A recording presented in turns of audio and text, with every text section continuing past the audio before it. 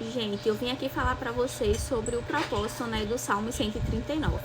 Eu não sei se vocês já fizeram, mas eu vi uma moça, né, falando de um vídeo que o propósito do Salmo 139 por 21 dias. Então eu decidi fazer. Eu estava trabalhando em um lugar e eu já estava tão cansada assim do dia a dia que eu chegava em casa, eu já não orava mais, eu não lia mais a Bíblia, eu não ia mais à igreja. Eu estava esfriando, né, espiritualmente. E um dia eu estava dormindo à tarde e eu acordei com uma voz: se você não voltar, eu vou tocar no teu filho. E imediatamente eu acordei e eu só disse assim: Senhor, não toca nos meus filhos, que eles não venham pagar por um preço que é meu. E mesmo assim eu continuei, né? Eu não fiz nada para mudar isso. E com uns dias depois, meu filho ficou internado com a suspeita de algo que eu não queria. E aí eu voltei. E no hospital eu tive tempo de orar, eu tive tempo de ler a Bíblia, eu tive tempo de buscar o Senhor. E eu voltei, sim. Não pelo amor, mas pela dor. E aí eu comecei a campanha do jejum de propósitos em prol da vida do meu filho, né? Da cura dele. E aí, com esses jejuns, com essas orações, com esse propósito, eu tava dormindo. Não tava totalmente dormindo, né? Eu tava meio que com aquele sono leve. E aí eu senti algo me paralisando. E, gente, eu abri o olho, eu não consegui falar, mas eu abri o olho e eu via. Eu via aquele espírito horrível, horrível. Ele era muito feio de verdade. E ele olhava pra mim e disse assim: se tu parar de servir a Deus, eu paro de dificultar a tua vida. E eu só queria clamar pelo nome do Senhor naquele momento e eu não conseguia. E ele disse: para de servir a Deus pra tu ver se eu não paro de dificultar a tua vida. E naquele momento eu senti medo de verdade, pela figura que era muito feia e porque eu achei assim, vai piorar, né? Ou eu paro de servir a Deus, ou ele vai continuar dificultando a minha vida. Mas ao mesmo tempo, depois que aquilo passou, eu orei e eu sei o meu chamado. Eu sei que se ele quer que eu pare, é porque algo valioso tem na minha vida. É porque algo grande o Senhor quer fazer na minha vida. Então, não é momento de parar, né? Que a última palavra vem do Senhor, a cura vem do Senhor e as nossas vidas também é um propósito do Senhor.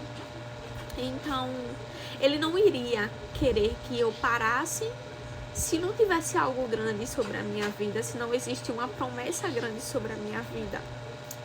E eu parei assim: ó Senhor, a minha vida é tua, a vida dos meus filhos é tua, que seja feita a tua vontade, porque se for da vontade do Senhor, nada pode impedir a vontade do Senhor, porque Ele está acima de todas as coisas. E ao mesmo tempo veio um conforto de que o Senhor não traz nada de mal para a nossa vida. Ele não permite nada de mal nos aconteça, a não ser as nossas próprias escolhas, que tem consequências.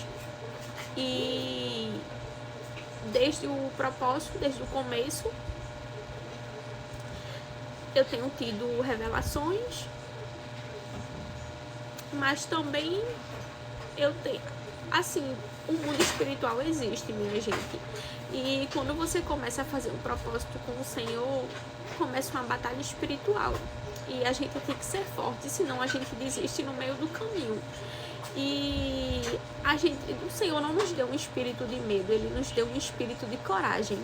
E que a gente é fraco, mas o poder do Senhor se aperfeiçoa nas nossas fraquezas. Então a gente só tem que confiar, orar, fazer jejum, porque tem batalhas espirituais que a gente só vence com o jejum e que no final vai valer a pena. Que gerar um testemunho dói sim, porque você precisa conhecer dores para que você seja usada para curar pessoas que já passou pelo mesmo que você. Então hoje eu entendo uma certa parte de que Eu achava assim, mas Deus não traz ninguém pela dor. Traz quando a gente é teimoso e quando a gente não escuta o que o Senhor quer para as nossas vidas. Então, eu não sei o que você está passando hoje, eu não sei o que está acontecendo na sua vida, mas saiba que você tem um Deus que está sempre disposto a mudar o quadro da sua vida, a mudar toda a situação da sua vida. Não importa o que você esteja passando, nada para o Senhor é impossível. Ele é especialista, minha gente, em coisas impossíveis, em coisas que mais ninguém pode fazer, o Senhor pode.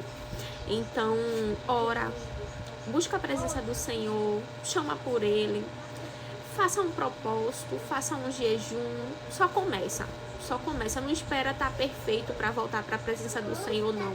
Volta do jeito que você tá e o Senhor vai te tratando, Ele vai te modelando. Ele vai te transformar de uma forma que nem você mais vai se reconhecer. E é tão bom quando a gente é mudado pelo Senhor, é tão bom quando a gente é chamado de filho, quando a gente olha para trás e vê de onde o Senhor nos tirou. Então que neste dia, assim como o Senhor alcançou a minha vida, Ele também alcance a sua.